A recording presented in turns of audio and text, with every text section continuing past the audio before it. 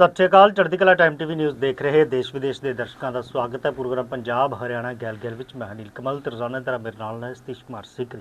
पंजाब ते हरियाणा के मसलों ते अज गलबात करनी है। मुद्दा तो पंजाब का एक है कि जगतार सिंह हवारा होरां नूं पैरोल की जिहड़ी हैगी गल हो रही है। अज मुख मंत्री राजपाल नूं भी मिले ने कि कुछ आश्वासन दिते ने, इत्ते भी गल करनी है। एक लोक सभा दे विच रिपोर्ट पेश हुई है सैक्स रेशो नूं लैके, जिहदे विच कि भरूण की जानकारी पता करन दे लई ਜਿਹੜੇ मामले ने उन्हां दे विच हरियाणा सब तो मोहरी सामने आया। ਇਹਦੇ ਨਾਲ पंजाब दे विच SIR बीते दिनों च हो रही सी ते कल जिहड़ी है ड्राफ्ट लिस्ट आनी है, ਇਹਦੇ बारे भी गल करांगे ते होर पंजाब ते हरियाणा नाल जुड़े मामलों दे उत्ते गलबात करांगे। मेरे नाल रोजाना तरह ने सतीश कुमार सीकरी। सब तो पहला स्वागत कर लैने फिर इन्हां मसलिਆਂ ਦੇ ਉੱਤੇ भी करांगे गलबात ते चर्चा। सतीश जी राम राम। राम राम नीलकमल जी। होर सुनाओ की हाल चाल? हाल चाल नीलकमल जी मेरे ठीक है। और भाई पंजाब की राजनीति में जो है हलचलें चल रही, जिस तरह की आपने बात करी जगतार सिंह हवारा की, तो जगतार सिंह हवारा कौन है ये हम आपने बता दें, क्योंकि पंजाब के जो दर्शक हैं वे तो भली भांति जाना है अभी जगतार सिंह हवारा कौन है। हो सकता है हमारे हरियाणा के दर्शकों ने इसकी जानकारी नीलकमल जी थोड़ी कम हो, क्योंकि जगतार सिंह हवारा पंजाब के फतेहगढ़ साहिब के जो है हवारा गांव का रहने वाला है। और उसका जो है नाम 1995 में जो तत्कालिक मुख्यमंत्री बेअंत सिंह है, उनकी हत्या के मामले में प्रमुख आरोपी के रूप में सामने आया था। बिल्कुल। उसके बाद विशेष अदालत ने उसे हत्या और आपराधिक साजिशों के तहत जो है दोषी वो ठहराया गया। तो बेअंत सिंह हत्याकांड में इनकी जो भूमिका थी नीलकमल जी, 31 अगस्त 1995 को चंडीगढ़ में पंजाब एवं हरियाणा जो सचिवालय है उसके बाहर एक विस्फोट हुआ था। और उस विस्फोट में जो तत्कालिक मुख्यमंत्री थे बेअंत सिंह, उनकी और 16 और लोगों की जो है वो मौत हो गई थी। इसमें पंजाब पुलिस के एक जवान थे, दिलावर सिंह उसका शायद नाम था, वो मानव बनकर उन्होंने विस्फोट वो कर दिया था। जांच में आवारा समेत जो है कई लोगों को आरोपी बनाया गया। और विशेष अदालत ने 2007 में आवारा और बलवंत सिंह राजवाड़ा को फांसी की जो सजा थी वो सुनाई थी। आवारा को IPC की धारा, उस टाइम IPC की बात करें, आजकल BNS होगी, 302, 307 और 120 समेत जो है कई धाराओं में उनको जो है वो आरोपी ठहराया गया था। अब जो है बात करिए आप ना परोल की, हवारा की परोल को लेकर आज जो है पंजाब के जो मुख्यमंत्री हैं भगवंत सिंह मान, वो पंजाब के जो गवर्नर है गुलाब चंद कटारिया से उनसे जाके मिले। गारंटी दी पंजाब सरकार के करनी थे भाई किसी भी प्रकार का कोई हुड़दंगबाजी वो पंजाब में नहीं होएगी, हम गारंटी देते हैं। बात कही भी हवारा की जो माँ है वो बीमार है, बिल्कुल, और उसको जो अपनी माँ से मिलना चाहिए। और वैसे भी नीलकमल जी 112 दिन की परोल तो जो है किसी भी जो अपराधी है, जो दोषी है, जो जेल में है, उसको जो मिल जाती है। तो इस बात को लेकर CM साहब ने 2-3 दिन पहले चिट्ठी भी लिखी थी। चिट्ठी लिखने के बाद आज जो है अचानक एक मैसेज आया कि जो है भगवंत सिंह मान आज जो है गुलाब चंद कटारिया से मिलेंगे, और मिल के आए। उन्होंने गारंटी दी, मुलाकात करी। पंजाब सरकार ने गारंटी इस बात की दी भी किसी भी तरह की कानून व्यवस्था वो बिगड़ेगी नहीं और उड़दंगबाजी नहीं होगी। पंजाब सरकार ने 10 दिन की परोल मांगी है। हवारा जो है आजकल दिल्ली की जेल में वो बंद है। और भाई दूसरे नजरिए से लोग इस तरीके से भी देखने लग गए भी 2000 एक तो नजरिया ये है भी उसकी माँ बीमार है, माँ से मिलना है भाई, हो सकता उम्मीद ये है भी अपनी माँ के सराहने पर जाकर बैठा पंजाब सरकार ये कहने लग रही। लेकिन अब चर्चा इस बात की भी शुरू होगी भाई 2027 में चुनाव है पंजाब में, और भाई चुनाव को लेकर जो पंथक वोट हैं उन वोटों को रिझाने का भी ये एक कारण हो सकता है। इनकी जो गारंटी दी जा रही, हर बात के दो पहलू हों, एक पहलू ये भी है और दूसरा पहलू वो भी है उनकी माँ वो जो है बीमार है। इस बात को लेकर आज जो है CM साहब पंजाब के गवर्नर से वो मिले। बिल्कुल, पैरोल ਨੂੰ ਲੈ ਕੇ बड़ी देर तो इस चीज़ की मांग की जा रही थी कि इन्हों की जी माता जी है वो बहुत बीमार है तो उन्होंने जोड़ा है मुलाकात वो करनी चाहिए। मनुखता के आधार पर भी इस चीज़ की जी गल की जा रही है। पहला भी इस चीज़ का जिक्र होंदा रहा कि ਬੰਦੀ ਸਿੰਘਾਂ ਦੇ ਵਿੱਚੋਂ ਜਿਹੜੇ ਜਗਤਾਰ ਸਿੰਘ ਹਵਾਰਾ ਹੈਗੇ, ਇਹਨਾਂ ਨੂੰ ਪੈਰੋਲ ਤੱਕ ਨਹੀਂ ਮਿਲੀ। ਹਾਲੇ जब ਤੱਕ जब ਇਹਨਾਂ ਨੂੰ राम ਵਾਪਸ ਨਹੀਂ रहीम ਆਇਆ। को ਤੇ ਰਾਮ ਰਹੀਮ ਨੂੰ ਜਦੋਂ ਪੈਰੋਲ ਮਿਲੀ, ਹਾਂ, ਤਬ ਉਦੋਂ ਦਾ ਇਸ ਦਾ ਜਿਹੜਾ ਹੈਗਾ चर्चा हुई। ਉਹ ਚਰਚਾ ਹੋਈ ਹੈ, ਮਸਲਾ ਉੱਠਿਆ ਸੀ। ਹਾਲਾਂਕਿ ਤੁਸੀਂ ਜ਼ਿਕਰ ਕੀਤਾ ਹੈ ਜਗਤਾਰ ਸਿੰਘ ਹਵਾਰਾ ਹੋਰਾਂ ਦਾ, ਉਹ ਅੱਜ ਕੱਲ ਦਿੱਲੀ ਦੀ ਜੇਲ੍ਹ 'ਚ ਬੰਦ ਨੇ। ਪਹਿਲਾਂ ਜਦੋਂ ਇਹ ਮਾਮਲਾ ਹੋਇਆ ਸੀ, ਸਜ਼ਾਵਾਂ ਹੋਈਆਂ ਸੀ, ਉਦੋਂ ਇਹ ਬੁੜੈਲ ਜੇਲ੍ਹ ਦੇ ਵਿੱਚ ਬੰਦ ਸੀਗੇ, ਤੇ ਉਸ ਤੋਂ ਬਾਅਦ ਇਹ ਪਰਮਜੀਤ ਪਿਓਰਾ, ਜਗਤਾਰ ਸਿੰਘ ਹਵਾਰਾ ਤੇ ਇੱਕ ਹੋਰ ਇਹਨਾਂ ਦੇ ਸਾਥੀ ਜਿਹੜੇ ਨੇ ਜਗਤਾਰ ਸਿੰਘ ਧਾਰਾ, ਇਹ ਬੁੜੈਲ ਜੇਲ੍ਹ ਉਦੋਂ ਤੋੜ ਕੇ ਜਿਹੜੇ ਨੇ ਉਹ ਫਰਾਰ ਹੋ ਗਏ ਸੀਗੇ ਸੁਰੰਗ ਪੱਟ ਕੇ। ਤਾਂ ਬਾਅਦ ਦੇ ਵਿੱਚ ਜਿਹੜੇ ਨੇ ਇਹ ਵੱਖ-ਵੱਖ ਥਾਵਾਂ ਤੋਂ ਜਿਹੜੇ ਗ੍ਰਿਫਤਾਰ ਹੋਏ ਸੀਗੇ। ਉਸ ਤੋਂ ਬਾਅਦ ਇਹਨਾਂ ਨੂੰ ਜਿਹੜਾ ਹੈਗਾ ਫਿਰ ਦਿੱਲੀ ਸ਼ਿਫਟ ਕਰ ਦਿੱਤਾ ਗਿਆ ਸੀ, ਪੰਜਾਬ ਨਹੀਂ ਰੱਖਿਆ ਗਿਆ। ਤਾਂ तमाम ਚੀਜ਼ਾਂ ਜਿਹੜੀਆਂ ਵੇਖੀਆਂ ਗਈਆਂ, ਕਿਉਂਕਿ 6 ਮਹੀਨੇ ਪਹਿਲਾਂ ਵੀ ਜਦੋਂ ਇੱਕ ਅਰਜ਼ੀ ਦਾ ਜ਼ਿਕਰ ਆਉਂਦਾ ਤੇ ਉਦੋਂ ਇਹ ਕਹਿ ਕੇ ਜਿਹੜਾ ਹੈਗਾ ਪੈਰੋਲ ਦਾ ਵਿਰੋਧ ਕੀਤਾ ਗਿਆ ਸੀਗਾ ਕਿ ਪੰਜਾਬ 'ਚ ਕਾਨੂੰਨ ਵਿਵਸਥਾ ਜਿਹੜੀ ਹੈ ਉਹ ਵਿਗੜ ਸਕਦੀ ਹੈ, ਕਿਉਂਕਿ ਬਹੁਤ ਸਾਰੇ ਲੋਕ ਇਸ ਤਰ੍ਹਾਂ ਦੀਆਂ ਗੱਲਾਂ ਕਰਦੇ ਵੀ ਨਜ਼ਰ ਆਏ ਕਿ ਜਦੋਂ ਆਉਣਗੇ ਹਵਾਰਾ ਬਾਹਰ ਤਾਂ ਉਹਨਾਂ ਦੇ ਜਿਹੜੀ ਹੈਗੀ ਆ ਵੱਡੇ ਪੱਧਰ ਤੇ ਸਵਾਗਤ ਕੀਤਾ ਜਾਏ, ਸੜਕਾਂ ਜਾਮ ਕੀਤੀਆਂ ਜਾਣ। ਕੁਝ ਲੋਕ ਇਸ ਤਰ੍ਹਾਂ ਦੀ ਗੱਲਾਂ ਕਰਦੇ ਨੇ, ਪਰ ਇਸ ਤਰ੍ਹਾਂ ਨਹੀਂ ਹੋਣਾ ਚਾਹੀਦਾ, ਕਿਉਂਕਿ ਕੋਈ ਵੀ ਜਿਹੜੀ ਹੈਗੀ ਆ ਉਹ ਇਸ ਤਰ੍ਹਾਂ ਦੀ ਚੀਜ਼ ਉਹ ਹੋਵੇ ਜਿਹਦੇ ਆਧਾਰ ਤੇ ਕਿਸੇ ਨੂੰ ਜਾਂ ਕੇਂਦਰ ਨੂੰ ਜਾਂ ਸਰਕਾਰ ਨੂੰ ਕਿਸੇ ਤਰੀਕੇ ਦਾ ਉਹ ਮੌਕਾ ਮਿਲ ਸਕੇ। ਮਨੁੱਖਤਾ ਦੇ ਆਧਾਰ ਤੇ ਇਹ ਜ਼ਰੂਰ ਹੈਗਾ ਕਿ ਇੱਕ ਮਾਂ ਨੂੰ ਇੱਕ ਪੁੱਤ ਦੇ ਨਾਲ ਇਹਨਾਂ ਦਿਨਾਂ ਦੇ ਵਿੱਚ ਜਿਹੜੇ ਕਹੀਏ ਕਿ ਆਖਰੀ ਜਦੋਂ ਉਮਰ ਦੇ ਇਸ ਪੜਾਅ ਦੇ ਵਿੱਚ ਨੇ, ਬਿਮਾਰ ਵੀ ਨੇ, ਤਾਂ ਉਹ ਮੁਲਾਕਾਤ ਉਹ ਕਰਨ ਦੇਣੀ ਚਾਹੀਦੀ ਹੈ। ਕਾਫੀ 31 ਸਾਲ ਦਾ ਲੰਬਾ ਸਮਾਂ ਹੋ ਗਿਆ ਜਦੋਂ ਤੋਂ ਉਹਨਾਂ ਨੇ ਆਪਣੇ ਪੁੱਤਰ ਦੇ ਨਾਲ ਜਿਹੜੇ ਉਹ ਰਹੇ ਨੇ।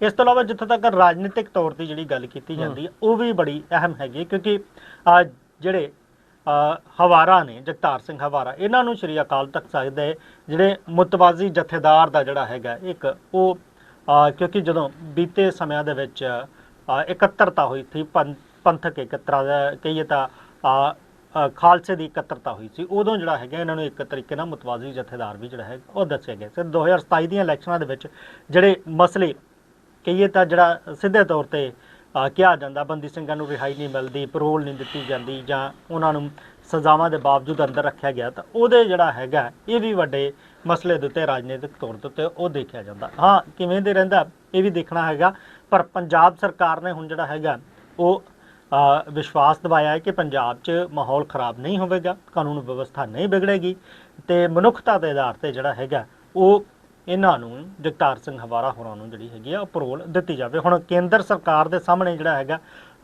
ਗਵਰਨਰ ਉਹ ਰੱਖਣਗੇ ਪੂਰੀ ਸਥਿਤੀ ਗਰੰਟੀ, ਉਸ ਤੋਂ ਬਾਅਦ ਉਧਰੋਂ ਜਾਂ ਜੇਲ੍ਹ ਪ੍ਰਸ਼ਾਸਨ ਤੋਂ ਕੀ ਕੁਝ ਕਾਰਵਾਈਆਂ ਜਿਹੜੀਆਂ ਪੂਰੀਆਂ ਹੁੰਦੀਆਂ ਨੇ वो अंतिम फैसले बिल्कुल डीसी ने जो है एनओसी देनी होगा नीलकमल जी, लेकिन जब सीएम ही एनओसी देने लग रहा, आने की बात कहने लग रहा, तो ये नेचुरली सी बात है भी डीसी ने एनओसी वो दे दी होगी।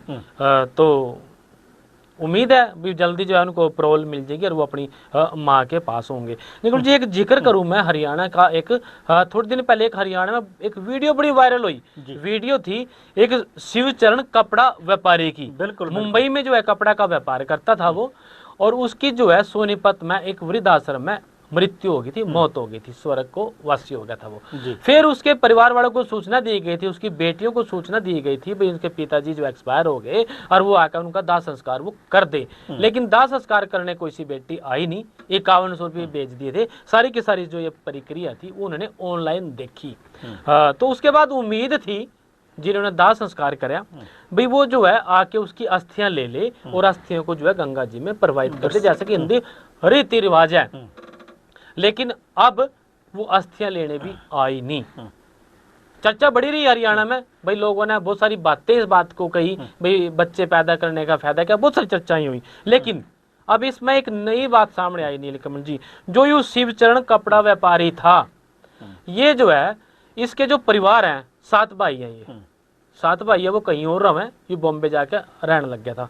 7 भाई हैं, उन 7 भाइयों में से एक का यूँ बयान है सामने आया महेंद्र सिंह का, भाई ये जो शिवचरण है ये 10 साल पहले हमने मरे या मान लिया था, वो इसलिए कि नेपाल में ये रहने लग गया था, जाके नेपाल में कामकाज करने लग गया था, नेपाल में आ गया, एक बार भूकंप आ गया और उस भूकंप में ये मान लिया भी ये वहां पे मर गया, इससे साथ कोई संपर्क होया नहीं उसके बाद। तो 10 साल पहले जिस भाई को इसके भाइयों ने मरे मान लिया था, जब ये बात हुई, सोशल मीडिया पर चर्चा हुई कि कोई डेड बॉडी का जो है संस्कार करने नहीं आया, फिर उन्होंने देखा, उसकी बाण ने देखा भाई ये तो इनका भाई है, उसकी बाण ने अपने भाइयों को फोन करा भाई अपना भाई है और वो तो जिंदा है जिसको हमने मरा मान लिया था। तो इस तरह की बातें सामने आई नीलकमल जी। फिर वो उसके भाई और आए, वो उसकी जो है अस्थि प्रवाह करने के लिए गंगा जी में वो पहुंचे नीलकमल जी, और उन्होंने ये सारी बात जो है सामने ले आए। भी हमने तो 10 साल पहले इसको ये मान लिया था मरे। अभी लास्ट टाइम जो है इसकी बेटी की शादी में हम जो है एक बार बॉम्बे में भाई इनसे वो मिले थे, लेकिन फिलहाल बेटियों की बात करा तो अब वो आज भी जो है आई नहीं। उस बात को लेकर भी उन्हें कोई डर था, सोनीपत में कोई ना कुछ कह ना दे, कोई बात कोई रही होगी, इस बात को लेकर ये चर्चा थी, इसमें नई अपडेट थी जी। बिल्कुल सही जी। ये ਜ਼ਿਕਰ ਜਿਹੜਾ ਹੈਗਾ ਉਦੋਂ ਵੀ ਚੱਲਿਆ ਸੀਗਾ, ਅਸਥੀਆਂ ਦਾ ਜ਼ਿਕਰ ਕੀਤਾ ਕਿ ਅਸਥੀ ਪ੍ਰਵਾਹ ਤੇ ਵੀ ਜਿਹੜੀਆਂ ਬੇਟੀਆਂ ਉਹ ਨਹੀਂ ਪਹੁੰਚੀਆਂ, ਕਿਉਂਕਿ ਉਦੋਂ ਵੀ ਜਿਹੜਾ ਇਹ ਗੱਲ ਸੀਗੀ ਕਿ ਜਦੋਂ ਸੰਸਕਾਰ ਦੀ ਗੱਲ ਆਈ ਸੀ ਉਦੋਂ ਉਹਨਾਂ ਨੂੰ ਇਹ ਵੀ ਕਿਹਾ ਗਿਆ ਸੀਗਾ ਕਿ 10 ਦਿਨਾਂ ਦੇ ਅੰਦਰ ਅੰਦਰ ਜਿਹੜੀਆਂ ਨੇ ਉਹ ਅਸਥੀਆਂ ਉਹ ਤੁਸੀਂ ਲਿਜਾ अक्सर 3 से 4 दिन में अस्थियां जो है ਲੈ ਸਕਦੇ ਹੋ ਤੁਸੀਂ ਇੱਥੋਂ ਜਿਹੜੀਆਂ ਹੈਗੀਆਂ। ਤੇ ਉਦੋਂ ਵੀ ਕਹਿੰਦੇ ਕਿ ਉਹਨਾਂ ਨੇ ਇਹ ਕਿਹਾ ਸੀਗਾ ਕਿ ਦੇਖਾਂਗੇ 10 ਦਿਨ, ਇਸ ਤਰ੍ਹਾਂ ਦੀ ਹੈਰਾਨੀ ਜਿਹੜੀ ਹੈਗੀ ਉਹ ਜਤਾਈ ਸੀਗੀ। ਤੇ ਖਾਸੇ ਚਰਚਾ ਦੇ ਵਿੱਚ ਜਿਹੜੇ ਸ਼ਿਵ ਚਰਨ ਰਹੇ, ਬੇਸ਼ੱਕ ਉਹਨਾਂ ਨੇ ਆਪਣੀ ਜ਼ਿੰਦਗੀ ਦਾ ਆਖਰੀ ਵਕਤ ਜਿਹੜਾ ਹੈਗਾ ਬਿਰਧ ਆਸ਼ਰਮ ਦੇ ਵਿੱਚ ਗੁਜ਼ਾਰਿਆ। ਇਸ ਤੋਂ ਪਹਿਲਾਂ ਉਹਨਾਂ ਦੀ ਪਤਨੀ ਵੀ ਜਿਹੜੀ ਹੈਗੀ ਆ ਉਹ ਸਵਰਗ ਸਿਧਾਰ ਗਈ ਸੀ। ਉਦੋਂ ਵੀ ਜਿਹੜੀਆਂ ਨਾ ਬੇਟੀਆਂ ਆਈਆਂ ਸੀ ਨਾ ਪਰਿਵਾਰ ਦਾ ਹੋਰ ਕੋਈ ਮੈਂਬਰ ਉਦੋਂ पहुंचा। एक बात के लिए आश्चर्य है, ऐसे घर वालों ने जरूर दिखाया इसके भाइयों ने भी, हमारा जो भाई है वो अच्छा भला काम करने लग रहा था, अच्छी भली काम काज था उसका, लेकिन वो जो है यहाँ पे वृद्धाश्रम में पहुंच कैसे गए, अब उसका व्यापार कैसे ठप होया, कैसे उसका टप गया, बहुत सारी बातें निकल जिसमें सामने है जी। ਬਿਲਕੁਲ ਬਹੁਤ ਸਾਰੀਆਂ ਗੱਲਾਂ ਜਿਹੜੀਆਂ ਨੇ ਉਹ ਫਿਰ ਸਾਹਮਣੇ ਆਈਆਂ ਨੇ, ਇਹਨੂੰ ਲੈ ਕੇ ਜਿਹੜੀ ਹੈਗੀ ਖਾਸੀ ਸੋਸ਼ਲ ਮੀਡੀਆ ਤੇ ਇਸ ਚੀਜ਼ ਦੀ ਚਰਚਾ ਵੀ ਰਹੀ ਕਿ एक आपने जिक्र करा था नीलकमल जी हरियाणा में सेक्स रेसो का, हरियाणा आके कई बार चर्चा में रहता है, सरकार दावा इस बात का न्यू करा है भाई जो है हमारी जो सेक्स रेस है वो बढ़ेगी, पहले से अच्छी है, क्योंकि हरियाणा में जो है प्रधानमंत्री ने बेटी बचाओ और बेटी पढ़ाओ जो योजना थी, मैं योजना कह दूंगा, उसकी जो है वो शुरुआत पानीपत तक करी थी। लेकिन ऐसे में जो आपने चर्चा करी है वो चर्चा जो है बिल्कुल अलग सी नजर आई। तो क्या थी वो पूरे का पूरी बात नीलकमल जी? ਦੇਖੋ ਦੇਸ਼ ਭਰ ਦੇ ਵਿੱਚ ਜੇ ਗੱਲ ਕਰੀਏ, ਇੱਕ ਤਾਂ ਲੋਕ ਸਭਾ ਦੇ ਵਿੱਚ ਅੱਜ ਸੈਸ਼ਨ ਚੱਲ ਰਿਹਾ ਹੈਗਾ, ਉੱਥੇ ਰਿਪੋਰਟਾਂ ਜਿਹੜੀਆਂ ਨੇ ਉਹ तमाम ਤਰ੍ਹਾਂ ਦੀਆਂ ਪੇਸ਼ ਕੀਤੀਆਂ ਜਾ ਰਹੀਆਂ ਨੇ ਸਵਾਲਾਂ ਨੂੰ ਲੈ ਕੇ। 2025 ਦੀ ਜਿਹੜੀ ਹੈਗੀ ਹੈ ਦੇਸ਼ ਭਰ ਦੇ 83 ਭਰੂਣ ਜਾਂਚ ਦੇ ਮਾਮਲੇ ਜਿਹੜੇ ਨੇ ਉਹ ਦਰਜ ਕੀਤੇ ਗਏ ਸੀਗੇ, ਕਿ ਮਤਲਬ ਕਿ ਜਿਹੜੇ ਜਨਮ ਤੋਂ ਪਹਿਲਾਂ ਬੱਚੇ ਦਾ ਭਰੂਣ ਕੀ ਹੈਗਾ, ਲੜਕਾ ਹੈ ਜਾਂ ਲੜਕੀ, ਇਹਦੀ ਜਾਂਚ ਦੇ ਜਿਹੜੇ 83 ਮਾਮਲੇ ਦਰਜ ਕੀਤੇ ਗਏ ਸੀਗੇ। ਤੇ ਜਿਨ੍ਹਾਂ ਵਿੱਚੋਂ 64 ਮਾਮਲਿਆਂ ਦਾ ਜਿਹੜਾ ਜ਼ਿਕਰ ਹੈਗਾ ਉਹ ਇਕੱਲਾ ਹਰਿਆਣੇ ਦੇ ਵਿੱਚ ਹੈਗਾ, ਕਿ ਹਰਿਆਣੇ ਦੇ ਵਿੱਚ ਇਕੱਲੇ 83 में थे 64 ਮਾਮਲੇ ਇਕੱਲੇ ਹਰਿਆਣੇ ਦੇ ਨੇ ਕਿ ਜਿਹੜੇ ਉੱਥੇ ਦਰਜ ਹੋਏ ਨੇ ਕਿ ਭਰੂਣ ਜਾਨੀ ਕਿ ਜਨਮ ਤੋਂ ਪਹਿਲਾਂ ਬੱਚੇ ਦਾ ਜਿਹੜਾ ਹੈਗਾ लड़का है कि लड़की है, ਉਹ ਪਤਾ ਕਰਨਾ, ਇਸ ਤਰ੍ਹਾਂ ਦੇ ਜਾਂਚ ਨੇ ਮਾਮਲੇ ਨੇ। ਇਸ ਤੋਂ ਪਤਾ ਲੱਗਦਾ ਕਿ ਸੂਬੇ ਵਿੱਚ ਲਗਭਗ 6 ਦਿਨਾਂ ਬਾਅਦ ਭਰੂਣ ਜਾਂਚ ਦੇ ਇੱਕ ਗਿਰੋਹ ਦਾ ਜਿਹੜਾ ਹੈਗਾ ਮਤਲਬ ਕਰਵਾਈ ਜਾਂਦੀ ਹੈ। ਇਸ ਤਰ੍ਹਾਂ ਕਿਉਂਕਿ ਤੁਹਾਨੂੰ ਪਤਾ ਹੋਵੇਗਾ ਕਿ ਬੀਤੇ ਦਿਨਾਂ ਦੇ ਵਿੱਚ ਜਿਹੜਾ ਹੈਗਾ ਇਸ ਤਰ੍ਹਾਂ ਦੇ ਗ੍ਰਹਿਆਂ ਦਾ ਵੀ ਪਰਦਾਫਾਸ਼ ਜਿਹੜਾ ਹੈਗਾ ਕੀਤਾ ਗਿਆ ਸੀਗਾ, ਜਿਹਦੇ ਵਿੱਚ ਕਹਿ ਕਿ ਨੇਪਾਲ ਦੇ ਬਾਰਡਰ ਤੇ ਜਾ ਕੇ ਜਾਂ ਬਿਹਾਰ ਵੱਲੋਂ ਜਿਹੜੇ ਨੇ ਉੱਥੇ ਦੂਜੇ ਸੂਬਿਆਂ 'ਚ ਜਾ ਕੇ ਜਿਹੜੀ ਹੈਗੀ ਆ ਜਾਂਚ ਉਹ ਕਰਵਾਈ ਜਾਂਦੀ ਸੀ। बिल्कुल नीलकमल जी, थोड़ा सा मैं आपकी बात में जोड़ दूं, आपने बात करी नेपाल की, जो हरियाणा के साथ लगता है ये जो एरिया है सहारनपुर का, यहाँ बिल्कुल नजदीक है, लोग सहारनपुर जाया करा थे और वहाँ जो है भ्रूण हत्या की जांच करे करते। एक जो है इसका भी पर्दाफाश हुआ था।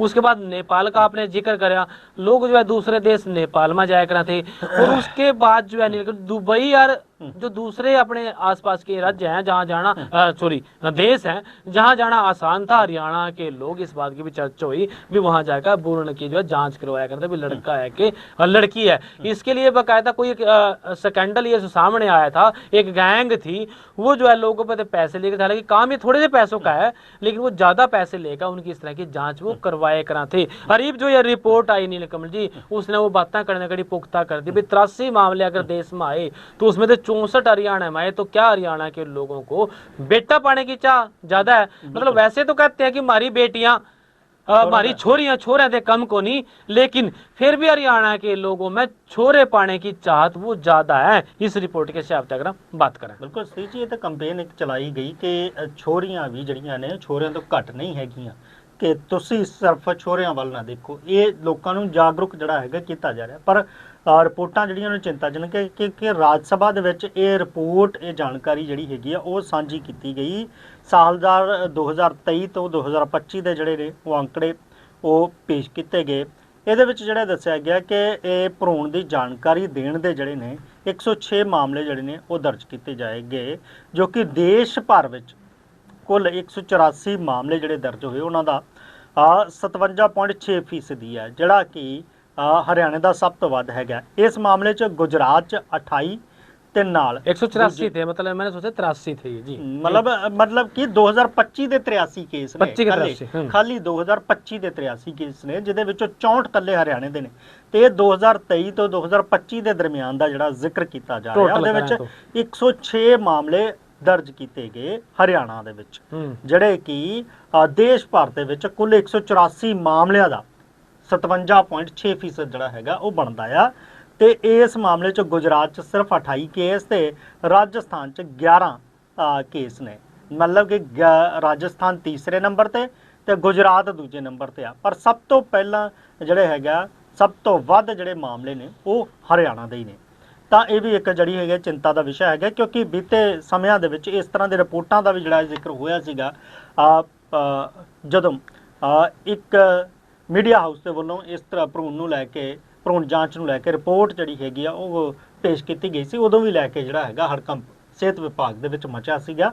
ਉਸ ਤੋਂ ਬਾਅਦ ਜਾਂਚ ਜਿਹੜੀ ਆ ਹੋਰ ਤੇਜ਼ ਜਿਹੜੀ ਹੈਗੀ ਆ ਉਹ ਕਰ ਦਿੱਤੀ ਉਹ ਗਈ ਸੀਗੀ। ਤਾਂ ਇਹ ਜ਼ਰੂਰ ਚਿੰਤਾ ਦਾ ਵਿਸ਼ਾ ਹੈਗਾ ਕਿ ਅੱਜ ਵੀ कितने ना कितने जड़ी इस तरह की चाहत, इतनी भी जांच तेज कर लो, रिजल्ट आपके सामने आए, लेकिन उनमें वो जो है संतोषजनक है को नहीं।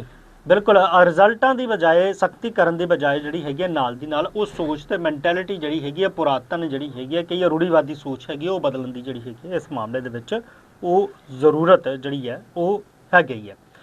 ਗੱਲ ਕੀਤੀ ਸੀ SIR ਦੀ। ਪੰਜਾਬ ਦੇ ਵਿੱਚ SIR ਦਾ ਕੰਮ ਤਕਰੀਬਨ ਜਿਹੜਾ ਹੈਗਾ ਇੱਕ ਕਿਸਮ ਨਾਲ ਪਹਿਲਾ ਫੇਜ਼ ਜਿਹੜਾ ਹੈਗਾ ਉਹ ਮੁਕੰਮਲ ਹੋ ਗਿਆ। 5 ਮਹੀਨੇ ਬਾਅਦ ਚੁਣਾਵ ਹੈ। ਬਿਲਕੁਲ 5 ਮਹੀਨੇ ਬਾਅਦ ਇਲੈਕਸ਼ਨ ਹੈ। ਤਾਂ ਹੁਣ ਅਗਲੀ ਜਿਹੜੀ ਹੈਗੀ ਆ ਇਸ ਦੇ ਲਈ ਡਰਾਫਟ ਲਿਸਟ ਤਿਆਰ ਕੀਤੀ ਜਾਵੇਗੀ ਕਿ ਕਿੰਨਾਂ ਦੀ ਮੈਪਿੰਗ ਹੋ ਗਈ, ਕਿਹੜੇ ਲੋਕਾਂ ਦਾ ਨਾਮ ਜਿਹੜਾ ਹੈਗਾ ਉਸ ਵੋਟਰ ਲਿਸਟ 'ਚ ਆ ਗਿਆ ਤੇ ਜਿਨ੍ਹਾਂ ਦੇ 13 ਅਗਸਤ ਨੂੰ ਹੋਏਗੀ ਡਰਾਫਟ ਲਿਸਟ। ਬਿਲਕੁਲ ਜਿਹੜੇ ਲੋਕਾਂ ਦਾ ਇਸ ਡਰਾਫਟ ਲਿਸਟ ਦੇ ਵਿੱਚ ਨਾਮ ਨਹੀਂ ਆਏਗਾ ਫਿਰ ਉਹਨਾਂ ਨੂੰ ਜਿਹੜੇ ਹੈਗੇ ਨੋਟਿਸ ਦਿੱਤੇ ਜਾਣਗੇ ਕਿ ਆਖਰ ਆਪਣੀ ਜਿਹੜੀ ਪਛਾਣ ਜਾਂ ਹੋਰ ਦਸਤਾਵੇਜ਼ ਨੇ ਉਹ ਦਿੱਤੇ ਜਾਣ ਤੇ ਇਹਦੇ ਨਾਲ ਜਿਹੜੇ ਨੇ ਫਿਰ ਅੱਗੇ ਦੀ ਕਾਰਵਾਈ ਜਿਹੜੀ ਹੈਗੀ ਆ ਉਹ शुरू हो। अभी तक 20.66 लाख जो नाम है मतदाताओं के वह अलग अलग कारणों से जो है ड्राफ्ट लिस्ट से जो है वो बाहर है नीलकमल जी रहेंगे। इसमें जो है करीब 9 लाख जो वोटर हैं वो परमानेंट तौर पर जो राज्य से बाहर जा चुके हैं और 5.75 लाख वोटरों को की जो है वो मौत हो चुकी है। 1.20 लाख वोटर जो है वो डुप्लीकेट हैं और 4.12 लाख जो वोटर ऐसे हैं जिनका पूरे पंजाब में कोई आता पता वो लगा नहीं। अगर ये वोटर अपना नाम फाइनल लिस्ट में शामिल करवाना चाहते हैं तो ड्राफ्ट जो है वो जारी होने के बाद ERO या BLO के पास उन्होंने अपने जो दस्तावेज है वो जमा करवाने होंगे। कई तरह के दस्तावेज हैं, मतलब पहली जानकारी में ये मान के मत चलो कि इतने जो है नाम वो कट चुके हैं, क्योंकि अगर वो लोग अपने दस्तावेज दे देते हैं तो भाई फिर वो वोट पंजाब में वो कटेगी नहीं। बहुत सारे हैं उसमें जो है, चाहे आप पासपोर्ट की बात कर लो, जन्म प्रमाण पत्र की बात कर लो, 10वीं का सर्टिफिकेट, शैक्षणिक प्रमाण पत्र की बात कर लो, तो बहुत सारे सर्टिफिकेट हैं जिससे जो वोट है वो बच सकती है। बिल्कुल कल जी SIR की लिस्ट PDF जी हैगी वैबसाइट ਤੇ ਵੀ ਮੌਜੂਦ ਹੋਵੇਗੀ ਤਾਂ ਤੁਸੀਂ BLO ਦੇ ਕੋਲ ਜਾਂ DC ਕੋਲ ਜਾ ਕੇ ਵੀ ਇਹਨੂੰ ਦੇਖ ਸਕਦੇ ਹੋ ਤੇ ਉਹਦੇ ਵਿੱਚ ਆਪਣਾ ਨਾਮ ਜਿਹੜਾ ਹੈਗਾ ਉਹ ਵੈਰੀਫਾਈ ਉਹ ਕਰ ਸਕਦੇ ਹੋ। ਇਹ ਤਾਂ ਗੱਲ SIR ਦੀ।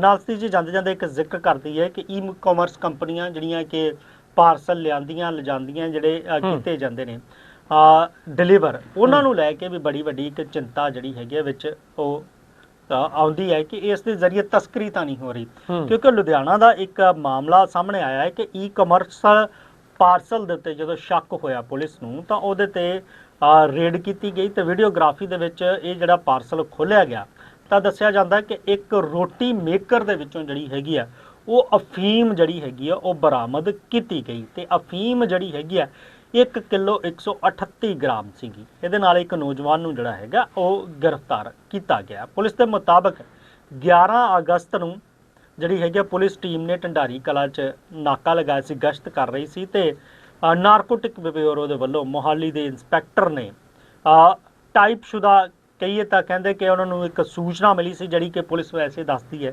ਕਿ ਇਸ ਦੇ ਆਧਾਰ ਤੇ ਈ-ਕਮਰਸ ਪਾਰਸਲ ਦੇ ਜਿਹੜੇ ਹੈਗੇ ਨੇ ਉਹ ਕਬਜ਼ੇ 'ਚ ਲਿਆ ਗਿਆ। ਉਹਦੇ ਵਿੱਚੋਂ ਫਿਰ ਉਸ ਦੀ ਵੀਡੀਓਗ੍ਰਾਫੀ ਜਦੋਂ ਕੀਤੀ ਗਈ ਤਾਂ ਉਹਦੇ ਵਿੱਚ ਜਿਹੜੀ ਹੈਗੀ ਇਸ ਤਰ੍ਹਾਂ ਦੀ ਚੀਜ਼ ਉਹ ਸਾਹਮਣੇ ਆਈ ਕਿ ਅਫੀਮ ਜਿਹੜੀ ਹੈਗੀ ਆ ਉਹ ਰੋਟੀ ਮੇਕਰ ਦੇ ਵਿੱਚੋਂ ਉਹ ਨਿਕਲੀ ਹੈ। ਹੁਣ ਦੂਜੇ ਪਾਸੇ ਜਿਹੜਾ ਹੈਗਾ ਇਹਦੇ ਵਿੱਚ ਇਹ ਵੀ ਦੱਸਿਆ ਗਿਆ ਕਿ ਈ-ਕਮਰਸ ਕੰਪਨੀ ਦੀ ਪ੍ਰਕਿਰਿਆ ਦੇ ਤਹਿਤ ਜਿਹੜਾ ਹੈਗਾ ਇਸ ਨੂੰ ਉਹ ਪਹਿਲਾਂ ਉਹ ਖੋਲ੍ਹਿਆ ਗਿਆ ਤਾਂ ਹੋਰ ਸਮਾਨ ਵੀ ਜਿਹੜਾ ਹੈਗਾ ਉਹਦੇ ਵਿੱਚੋਂ ਮਿਲਿਆ ਸੀਗਾ।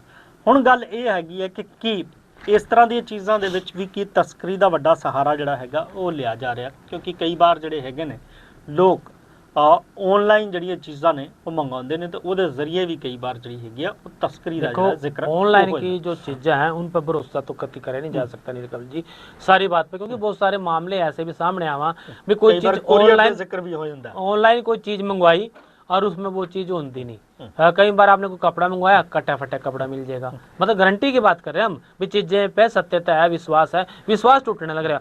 दूसरी बात आपने कर दी, ये भी एक विश्वास की बात है भाई, आने था रोटी मेकर और रोटी मेकर में अफीम बेच दी, तो ये भी विश्वास की बात। आप किसने उसको पैक कराया, वो बीच में कहीं गड़बड़ हुई या कैसे होने की सोचने की बात है, जांच का विषय है। अगर कंपनियां इस तरह से पैकिंग कर भेजने लग रही हैं तो कहीं ना कहीं वो जो कंपनियां हैं जहां से पैकिंग होने लग रही वो भी जो है 2 नंबर के इन कामों में संलिप्त हैं, यानी इनकी तो जांच होनी चाहिए। क्योंकि आज का तो जो दूसरी दुकानदारी है वो तो ऑनलाइन ठप करके धर दी, ज्यादातर काम जो है आजकल ऑनलाइन चलने लग रहे। अगर ऑनलाइन नशों का कारोबार चल गया तो फिर यू बड़ी तकड़ी चिंता का विषय है। बिल्कुल ਇਹਨਾਂ ਨੂੰ ਜਿਹੜਾ ਹੈਗਾ ਦੂਸਰੇ ਤਾਂ ਮਾਮਲੇ ਜਿਹੜੇ ਨੇ ਟਰੈਕ ਕੀਤੇ ਜਾਂਦੇ ਨੇ, ਬੰਦਾ ਫੜ ਲਿਆ ਜਾਂਦਾ, ਪਰ ਅਜਿਹੇ ਮਾਮਲੇ ਜਿਹੜੇ ਨੇ ਕਿ ਆਨਲਾਈਨ ਜਾਂ ਪਾਰਸਲ ਦੇ ਜ਼ਰੀਏ ਜਾਂ ਕੁਰੀਅਰ ਦੇ ਜ਼ਰੀਏ ਜਿਹੜੇ ਭੇਜਣੇ ਇਹਨਾਂ ਨੂੰ ਟਰੈਕਿੰਗ ਕਰਨੀ ਜਿਹੜੀ ਹੈ ਕਿਸੇ ਵੇਲੇ ਔਖੀ ਹੋ ਜਾਂਦੀ ਹੈ। ਹੁਣ ਇਸ ਮਾਮਲੇ ਦੇ ਵਿੱਚ ਜਾਂਚ ਦੀ ਗੱਲ ਇਹ ਹੈਗੀ ਹੈ ਕਿ ਕੀ ਇਹ ਕੋਈ ਨੈਟਵਰਕ ਚੱਲ ਰਿਹਾ ਸੀਗਾ, ਇਹ ਜਿਸ ਕੰਪਨੀ ਨੇ ਪੈਕ ਕੀਤਾ ਜਾਂ ਜਿਸ ਵਿਅਕਤੀ ਨੇ ਇਸ ਨੂੰ ਵੇਚਿਆ ਕਿ ਉਸਨੇ ਪਾਇਆ ਸੀ ਜਾਂ ਰਸਤੇ ਦੇ ਵਿੱਚ ਇਸ ਦੇ ਛੇੜਛਾੜ ਹੋਈ ਜਾਂ ਡਿਲੀਵਰੀ ਦੌਰਾਨ ਜਿਹੜਾ ਹੈਗਾ ਉਹ ਇਸ ਤਰ੍ਹਾਂ ਦੀ ਜਿਹੜੀਆਂ ਚੀਜ਼ਾਂ ਹੋਈਆਂ। ਇਹ ਫਿਲਹਾਲ बिल्कुल कंपनी वाले वैसे पूछते हैं भाई इसके अंदर है क्या, तो आम तौर पर जो ग्राहक है वो बताता है अभी मेरे में दवाई है, मेरे में यह चीज़ है, लेकिन अब कंपनी वाले ने ये भी नहीं पता होता भी वो करते इसमें के पैक करके लिया, क्योंकि पैकिंग तो करते करके लिया। ਬਿਲਕੁਲ ਪੈਕਿੰਗ ਕਿਸੇ ਵੇਲੇ ਹੁੰਦੀ ਹੈ ਤਾਂ ਫਿਲਹਾਲ ਇਸ ਮਾਮਲੇ ਦੇ ਹੁਣ ਜਾਂਚ ਦਾ ਵਿਸ਼ਾ ਹੈਗਾ ਕਿ ਆਖਰ ਹੈ ਕੀ ਹੈ, ਦੋਸ਼ੀ ਕੌਣ ਹੈਗਾ, ਇਹ ਜ਼ਰੂਰ ਸਮਝਣ ਦੀ ਜ਼ਰੂਰਤ ਹੈਗੀ ਕਿ ਕੀ ਇਸ ਤਰ੍ਹਾਂ ਦੇ ਕੋਈ ਨਸ਼ੇ ਦਾ ਨੈਕਸਸ ਨੈਟਵਰਕ ਜਾਂ ਤਾਂ ਨਹੀਂ ਚੱਲ ਰਿਹਾ। ਫਿਲਹਾਲ ਪ੍ਰੋਗਰਾਮ 'ਚ ਵੇਲਾ ਜਿਹੜਾ ਹੈਗਾ ਉਹ ਇਜਾਜ਼ਤ ਲੈਂਦਾ ਹੋ ਚਲਿਆ, ਕਿਉਂਕਿ ਸਮੇਂ ਦਾ ਖਾਸ ਧਿਆਨ ਰੱਖਣਾ ਪਵੇਗਾ। ਹੋਰ ਵੀ ਗੱਲਾਂ ਬਾਤਾਂ, ਹੋਰ ਵੀ ਮੁੱਦੇ ਨੇ ਜਿਨ੍ਹਾਂ 'ਤੇ ਚਰਚਾ ਹੋ ਸਕਦੀ ਹੈ, ਪਰ ਪ੍ਰੋਗਰਾਮ ਨੂੰ ਇੱਥੇ ਹੀ ਵਿਰਾਮ ਦੇਣਾ ਪਵੇਗਾ। ਵੇਲਾ ਤੁਹਾਡੇ ਤੋਂ ਇਜਾਜ਼ਤ ਲੈਂਦਾ ਹੋ ਚਲਿਆ, ਫਿਰ ਮਿਲਾਂਗੇ ਇਸੇ ਪ੍ਰੋਗਰਾਮ 'ਚ। ਤਦ ਤੱਕ ਲਈ ਮੈਨੂੰ ਅਤੇ ਸਤੀਸ਼ ਕੁਮਾਰ ਸੀਕਰੀ ਨੂੰ ਇਜਾਜ਼ਤ। ਬਣੇ ਰਹੋ ਚੜ੍ਹਦੀ ਕਲਾ ਟਾਈਮ TV ਨਾਲ। ਧੰਨਵਾਦ। सत श्री अकाल जी, राम राम जी।